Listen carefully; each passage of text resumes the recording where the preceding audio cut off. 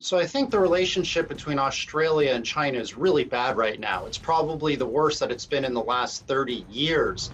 I think Australia needs to be very careful because China is Australia's largest customer. 38% of Australian exports, from iron ore to wine to beef to dairy products, are actually exported to mainland China. So China, by far and away, is Australia's largest customer. So the tension that you have between the two countries just doesn't make any sense. Although I think there are a number of problematic areas that are causing tension between Australia and China. I think the first is that the United States is basically using Australia as a proxy or as a tool to try to contain and destabilize China. I think this is part and parcel what we've seen with the rioting in Hong Kong, with the attacks on Huawei, as well as on the US-China trade war. So the United States is working closely with its allies, especially those in the Five Eyes, like Australia, like the United Kingdom, like Canada, to try to contain China's growth and China's increasing influence globally. So I think the first thing is Scott Morrison is basically a lapdog of Donald Trump, the president of the United States, and is just getting out in front and criticizing China. I think that's one part.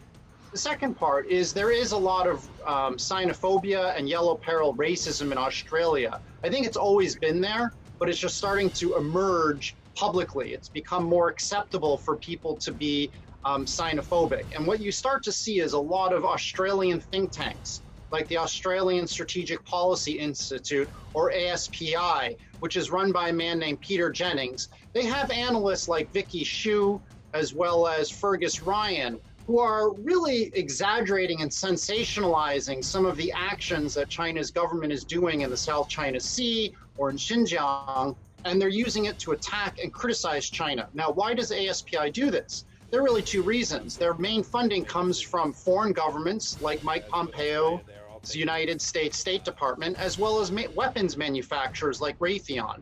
So these ASPI, people like Vicky Xu, try to spread fear about an increasing militarized China. Why? So that their donors, the weapons manufacturers, can sell more to governments. And we actually just saw this happen last week when the Australian government, for the first time, announced that it was going to install long-range missiles to counter the China threat. So you have the US government is trying to destabilize China, and then you have organizations, really odious people, insidious people in Australia like Vicky Xu, who benefit from peddling fear and peddling the idea that the Chinese are coming. Because I think Scott Morrison has started his very aggressive behavior, is wanting to take a very aggressive stand with China, and is really putting China down by saying Australian values, as if Chinese aren't moral. I think Scott Morrison needs to learn how to be more respectful and needs to have a better idea of what's actually happening on the ground in China.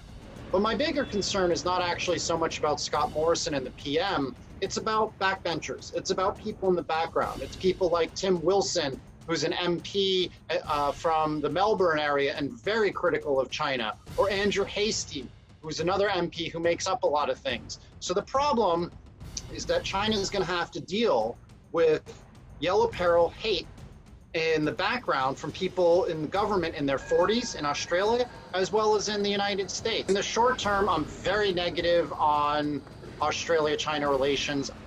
I think in the long term, there's more reason to be hopeful because Australia and China are natural trade partners.